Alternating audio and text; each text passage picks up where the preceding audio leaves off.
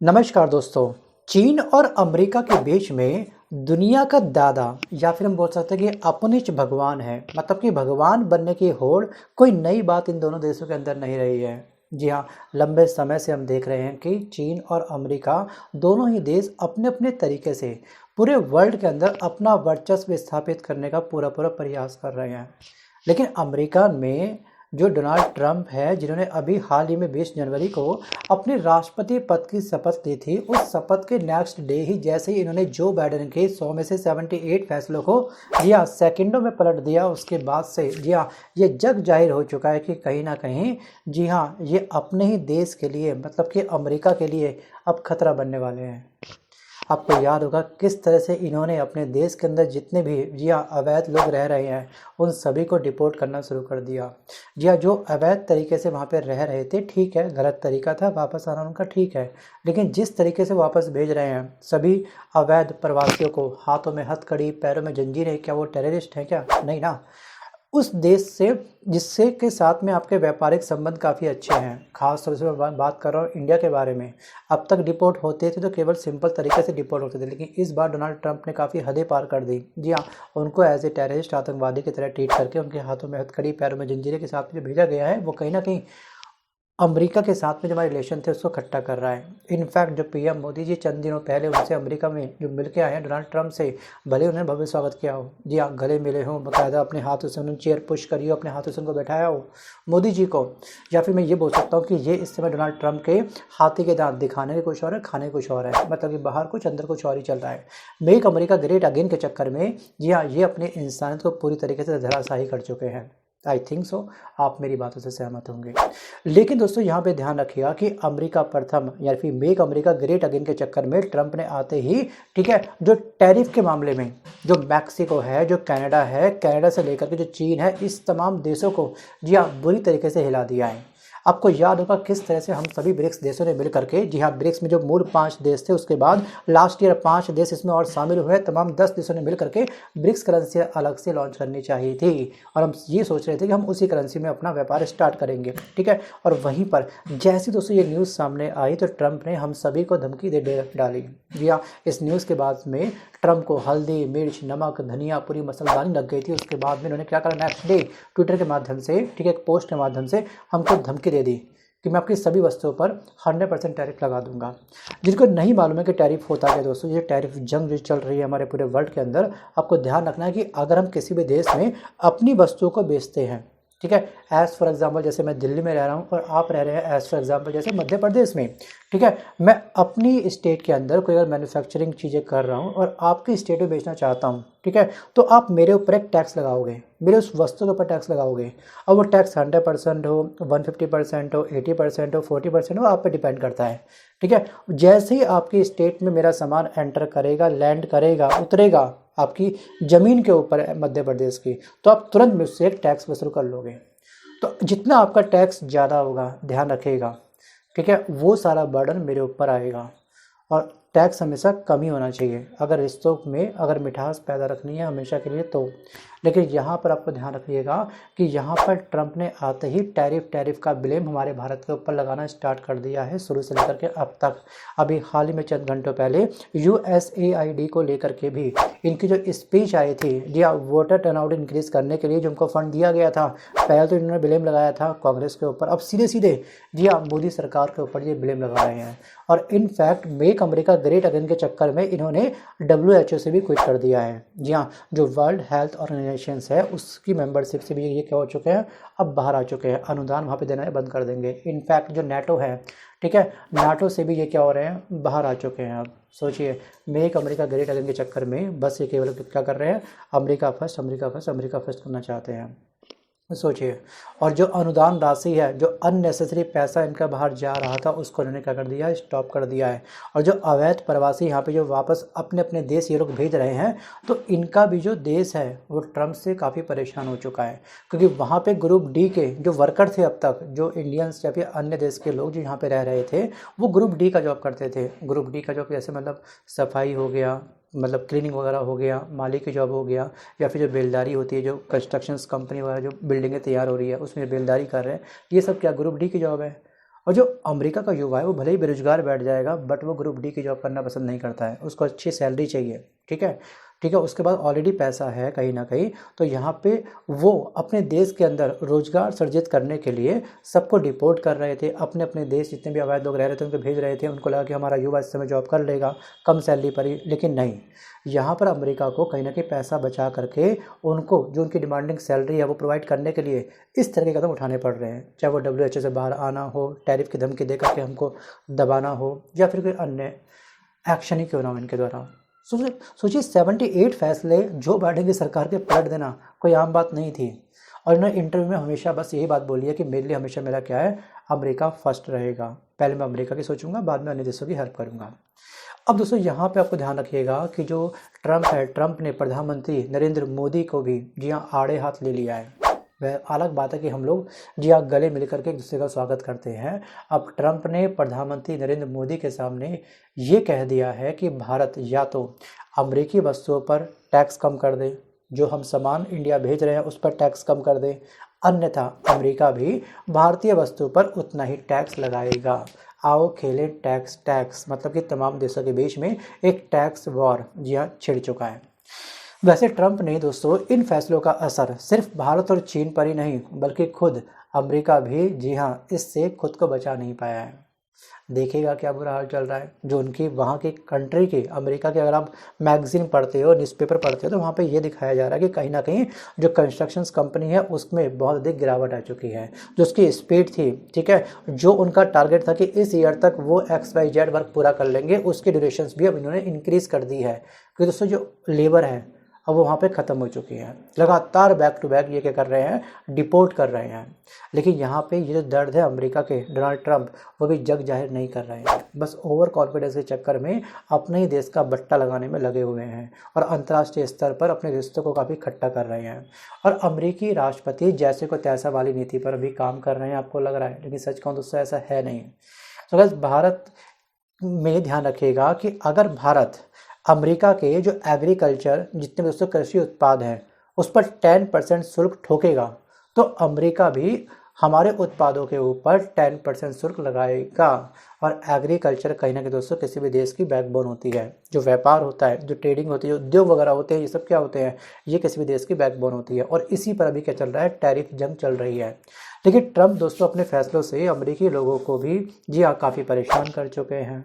अगर दोबारा से चुनाव हो जाए ना, सच कहूँ तो ट्रंप को जो लास्ट टाइम इतना वोट मिला था, इस बार इतना वोट नहीं मिलने वाला है। मतलब कि वहाँ के लोगों को भी अब ये लग रहा है कि हमने कहीं ना कहीं दोबारा से इसको चुन करके कहीं गलती तो नहीं कर दी है।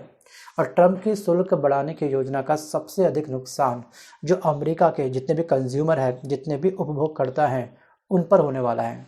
और ग्लोबल बैंक स्टैंडर्ड चार्टर्ड की रिपोर्ट को अगर हम ध्यान से पढ़ते हैं तो उसके मुताबिक ट्रंप के शुल्क बढ़ाने से जो अमेरिका के लोग हैं, अमेरिका के लोगों को जी हाँ इनकी मुश्किलें और अधिक बढ़ेंगी। इंपोर्ट पर, ठीक है, शुल्क लागत बढ़ने से कंपनियां उसकी भरपाई किससे करेंगी। अगर यहाँ पर टैक्स पे करना पड़ रहा है तो उस वस्तु पर जो टैक्स लगा है उसकी भरपाई कैसे होगी, उसकी वस्तु का प्राइस बढ़ा करके उसको बेचा जाएगा। और प्रत्यक्ष या अप्रत्यक्ष रूप से कहीं ना कहीं दोस्तों परेशानी पैदा होने वाली है उपभोगकर्ता के लिए। दोस्तों डोनाल्ड ट्रंप जो वैश्विक स्तर पर भारत की छवि के ऊपर जो बट्टा लगा रहे हैं, अपने स्टेटमेंट के द्वारा डे बाय डे कुछ ऐसे स्टेटमेंट गढ़ रहे हैं, आखिरकार उन स्टेटमेंट पर या फिर उनके एलिगेशन पर कितनी सच्चाई है, इस बात को हम समझने का प्रयास करते हैं। सो गाइस, अभी हाल ही में भारत ने अमेरिकी बर्बन विस्की पर जो इंपोर्ट शुल्क है, ठीक है, जो आयात शुल्क है, 150% से घटा करके हमने इसको 100% कर दिया है। और इस फैसले से जो अमेरिकी कंपनी है जो ये विस्की बनाती है, ठीक है, जो बर्बन विस्की बनाती है, जिस कंपनी का नाम है सेंटोरी, इसको एक बहुत बड़ा फ़ायदा पहुंचा है। और ये हमने टैरिफ 150% से डिक्रीज़ करके 100% तब किया जब अमेरिकी राष्ट्रपति ट्रंप ने हमारे ऊपर टैरिफ को लेकर के एलिगेशन लगाया था कि हम लोग अनुचित व्यापार शुल्क लगाते हैं। क्या हम सच में ट्रंप से अब दब रहे हैं? अब सरकार की दोस्तों ये अधिसूचना जारी हुई, लेकिन ये बात आपको ध्यान रखनी है कि दूसरे शराब उत्पादों पर 150% टैरिफ अभी भी जारी है। लेकिन हमने कुछ चुनिंदा कंपनी के ऊपर टैरिफ कम किया था 150 का 100%। अब राष्ट्रपति ट्रंप ने भारत पर यह आरोप लगाया था कि अमेरिकी कंपनियों को अपने देश में सामान बेचना, जो अमेरिकी कंपनियां हैं वो अगर अपने सामान को इंडिया बेचना चाहती है तो इंडिया ने उनके लिए काफ़ी अधिक मुश्किलें खड़ी कर दी हैं। और इसके बाद भारत ने, ठीक है, मोटर बाइक पर जो सैटेलाइट ग्राउंड जो इंस्टॉलेशंस होती है, जो उसके इक्विपमेंट होते हैं, ठीक है, कई उत्पादों पर हमने जो इनके ऊपर जो शुल्क था वो 13% से घटा करके 11% कर दिया। नई दिल्ली में अभी हाल ही में लास्ट वीक में एक मीटिंग हुई है जिसमें अमेरिका के 30 से अधिक उत्पादों पर हम लोग टैक्स कम करने का विचार कर रहे हैं, मतलब कि योजना बना रहे हैं। और इस योजना को साकार रूप कितना मिलेगा वो भी चलेगा पता आने वाले समय में। भारत ने इस बार के बजट में मोटरसाइकिलों पर जो इम्पोर्ट शुल्क था उसमें भी कटौती की है, मतलब कि 1600 सीसी से भी ज़्यादा इंजन वाली जो पावरफुल बाइकें हैं उन पर जो पहले टैक्स था वो था 50%, उसको हमने डिक्रीज़ कर दिया, अब कर दिया है 30%। और जो छोटी बाइकें हैं जिनका सीसी काफ़ी कम है उस पर जो पहले टैक्स लगता था वो लगता था 50%, उसको घटा करके हमने अब 40% कर दिया है। इस बात को लेकर के ट्रंप ने कभी भी प्रेस कॉन्फ्रेंस में कोई बात नहीं करी है, बट इनका केवल उद्देश्य केवल यही है कि मेक अमेरिका ग्रेट अगेन के चक्कर में दूसरे देशों को जितना गिराना पड़े, उसकी छवि पर जो बट्टा लगाना पड़े मैं लगाऊंगा। ट्रंप शायद यही सोच रहे हैं। और आपको अगर ध्यान से अगर आप हमारे भारत की इलेक्ट्रिक व्हीकल पॉलिसी को पढ़ोगे तो आप ये पाओगे कि देश में इलेक्ट्रिक वाहनों का निर्माण करने तथा विदेशी कार जितनी भी कंपनियां बना रही हैं वहाँ की विदेशी कंपनियां, उन सभी पर 50% शुल्क पर कारें इंपोर्ट करने की अनुमति भी हमने दी थी, जो वर्तमान में लगभग 100% है। सोचिए इतना कुछ हम लोग कर रहे हैं, आपको क्या लगता है कि हम किसी भी वस्तु पर कोई टैक्स ना लगाएं? जो हमारी जीडीपी की स्थिति काफ़ी नेगेटिव बनी हुई है इस वर्ष, नेक्स्ट ईयर जी हाँ और अधिक खराब हो जाए, क्या ट्रंप ये चाहते हैं? जी हाँ, ट्रंप एक्चुअली ये चाहते हैं कि उनका वर्चस्व पूरे वर्ल्ड के अंदर बना रहे। इसी को लेकर के उन्होंने अभी हाल ही में जी हाँ रूस के राष्ट्रपति पुतिन से मुलाकात करी थी और उनको ये भी ऑफर दिया है कि आप हमारे G7 जो विकसित देशों का समूह है उसमें आप लोग शामिल हो जाओ। लेकिन क्या आने वाले समय में जी हाँ का सच में जो पुतिन है वो ट्रंप का दामन थाम लेंगे, हाथ थाम लेंगे? क्या लगता है आपको? और ध्यान रखिएगा कि जो रूस है इस समय ब्रिक्स संगठन में शामिल भी है, या तो वहाँ या तो वहाँ। जी हाँ, दोनों संगठनों को रूस ज्वाइन नहीं कर सकता एक साथ, किसी एक को चुनना होगा। और सच कहूँ दोस्तों, ये ट्रंप जो अपना ट्रम्प कार्ड चल रहे हैं ना, अपनी बयानबाजी के माध्यम से, अपने एक्शन के माध्यम से, इनका ट्रम्प कार्ड का जो ट्रम्प है दोस्तों वो ढंग से काम नहीं करेगा। मतलब ट्रम्प का जो ट्रम्प कार्ड है वो तरीके से रंग नहीं लाने वाला, क्योंकि इस समय रूस और अमेरिका के बीच में अलग से ही एक कोल्ड वॉर चल रहा है फाइटर जेट की सेल को लेकर के। दोनों ने अभी हाल ही में एक फाइटर जेट निर्माण किया है और हम इंडिया को फाइटर जेट बाय भी करना है। जो हमने फ्रांस से राफेल बाय किए थे, अब हम उनको क्या कर रहे हैं, उनको हटा करके एक नया अपडेशन लेके आ रहे हैं अपनी वायुसेना के अंदर, और इसलिए हमको फाइटर जेट बाय करने हैं। तो ध्यान रखिएगा, हमने रूस से भी, अमेरिका से भी और फ्रांस से भी फाइटर जेट को लेकर के एक कोटेशन मंगवा ली है। अब हम किसे लॉक करेंगे डील को, ये चलेगा पता आने वाले समय में। लेकिन जो मैक्सिमम दोस्तों हथियार इंपोर्ट करते हैं, जो बाय करते हैं, वो करते हैं रूस से, और सेकंड नंबर पे आपका आता है फ्रांस, और थर्ड नंबर पे आता है अमेरिका, जहाँ से हम अपने ठीक है वेपन्स जो आर्म्ड है उसको हम बाय करते हैं। लेकिन दोनों के रेट में ज़मीन आसमान का फ़र्क है दोस्तों। रूस के फाइटर जेट Su-57 और अमेरिका का जो फाइटर जेट है F-35 के बीच में अभी इसको सेल को लेकर के, जी इसको बेचने को लेकर के दोनों के बीच में अभी बहुत बड़ी होड़ लगी हुई है। अमेरिका का दावा ये है कि जो उसका फाइटर जेट है F-35, ये फाइटर जेट जो दुश्मन का रडार है ये उसको बड़ी आसानी से मात दे सकता है, मतलब चकमा दे सकता है। वो रडार, उनका दुश्मन का रडार इस फाइटर जेट को जी हाँ डिटेक्ट नहीं कर सकता है। जबकि रूस का ये कहना है कि जो रूस का यूक्रेन के साथ में युद्ध हो रहा था उस युद्ध में हमने Su-57 का प्रयोग किया है। जी हाँ, और इसकी क्षमता अब जग जाहिर हो चुकी है। F-35 केवल डॉक्यूमेंट में कि इसकी स्पीड ये है, इसकी हाइट ये है, वगैरह वगैरह वगैरह, ठीक है, वो डॉक्यूमेंट में।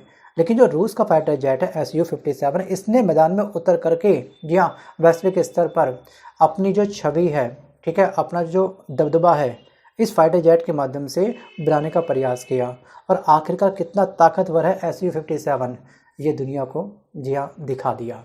और दोस्तों फाइनली हमारा जो इंडिया है वो डील को जो लॉक करेगा, जहाँ तक मेरा पॉइंट ऑफ व्यू है, वो हम लोग डील को लॉक करेंगे रूस के साथ, मतलब कि हम लोग फाइटर जेट Su-57 को बाय करेंगे। अभी तीनों देशों से कोटेशंस आ चुकी है, रूस से भी, अमेरिका से भी और फ्रांस से भी, ठीक है। बट हमको चंद घंटों का और इंतजार करना है, आज या कल के अंदर ये डील फाइनली लॉक हो जाएगी। अब आपको ये ध्यान रखना है कि अगर यहाँ पर, जी हाँ, जो ट्रम्प है, ठीक है, ट्रम्प आखिरकार इतना क्यों डरे हुए हैं, ये वजह भी आपको पता होनी चाहिए कि ये ओवर कॉन्फिडेंस जो दिखा रहे हैं, वास्तविक रूप से इस ओवर कॉन्फिडेंस के पीछे बहुत बड़ा डर छुपा हुआ है। आपको पता होना चाहिए कि दुनिया का जो अंतर्राष्ट्रीय व्यापार है वो 54% यूएस डॉलर में होता है, राइट। और जो सेकंड करेंसी है, जिस करेंसी में व्यापार होता है, वो है आपका यूरो, ठीक है। यूरो दोस्तों करेंसी है आपके यूरोपीय संघ की, और यूरोपीय संघ में 28 में से 19 सदस्यीय देशों की यूरो आधिकारिक मुद्रा है, और वो तमाम देश इसी यूरो करेंसी के अंदर व्यापार करते हैं, और अन्य देश भी दोस्तों यूरो के अंदर व्यापार करते हैं। ऐसी बात नहीं, केवल यही देश हैं। और इस तरह से हम ये कह सकते हैं कि डॉलर का दबदबा पूरे वैश्विक स्तर पर, जी हाँ, अब कम होता हुआ ट्रम्प को दिख रहा है। और अगर आने वाले समय में ब्रिक्स देशों ने अपनी करेंसी सेपरेट लॉन्च कर दी, तो जो इस समय, जिसको हम लोग सुप्रीम पावर बोलते हैं अमेरिका, ठीक है, वो अपना दमगा खो बैठेगा। जी हाँ, वो तमगा इससे छीन लिया जाएगा हम तमाम देशों के द्वारा, और इनकी कुछ हरकतों के द्वारा भी। दुनिया की जीडीपी में जो ब्रिक्स देश हैं, ब्रिक्स देशों का हिस्सा दोस्तों 37% है, और ब्रिक्स में वर्तमान में कुल 10 देश हैं। जो मूल देश थे, जिसमें आपका भारत हो गया, ब्राज़ील हो गया, रूस हो गया, चीन हो गया, दक्षिण अफ्रीका हो गया, ये 5 मूल देश थे। और लास्ट ईयर इसमें 5 देश और शामिल हुए हैं, जिसमें आपका मिस्र हो गया, इथोपिया हो गया, ईरान हो गया, इंडोनेशिया हो गया, और आपका यूएई, ये देश भी शामिल हुआ है। और ब्रिक्स देशों की जीडीपी, जी हाँ, 37% है पूरे वर्ल्ड की। जबकि जो G7 है, जिसका हल्ला काट रहे हैं डोनाल्ड ट्रम्प कि आओ हम सब विकसित देश है, G7 के अंदर रूस, तुम भी हमको ज्वाइन कर लो, ज्वाइन अस। तो G7 देशों की जो जीडीपी है वर्ल्ड में मात्र 30% है। 30% और 37% में ज़मीन आसमान का फ़र्क है। जी हाँ, भले ही 7 का डिफरेंस आपको दिख रहा होगा, लेकिन दोस्तों जीडीपी में 7% का योगदान भी बहुत बड़ा योगदान होता है। और यहाँ पे 2022 तक जो ब्रिक्स देशों की दोस्तों जो आपसी ट्रेड थी, उसमें 56% का इजाफा हुआ है। और ब्रिक्स में ध्यान रखिएगा कि वर्ल्ड की 45% आबादी ब्रिक्स देशों की है, और जो एरिया वाइज हम सभी देश कवर करते हैं, वो है दोस्तों वर्ल्ड का 1/3। एरिया वाइज हम सबसे ज़्यादा, पॉपुलेशंस वाइज हम सबसे ज़्यादा, जीडीपी वाइज हम सब तमाम ब्रिक्स देश इन सबसे ज़्यादा। तो आखिरकार हम इतना क्यों दबे, क्यों डरे ट्रम्प से? अगर आप भारत के प्रधानमंत्री होते, अगर आप मोदी होते, तो क्या वास्तविक रूप से ट्रम्प से आप इतना ही दबते या और अधिक दबते, या फिर वास्तविक रूप से आप ट्रम्प को टक्कर देते? ठीक है, राजनीति के अंदर थोड़ा सा डेप्थ में, ठीक है, अपनी रिसर्च करिएगा। उसके बाद में वीडियो को पॉज करके इस वीडियो पर आप मुझे कमेंट करना मत भूलिएगा। सो गाइस, आज के इस वीडियो में बस कर इतना ही। मिलता हूँ जल्द एक नए वीडियो के साथ, तब तक के लिए धन्यवाद।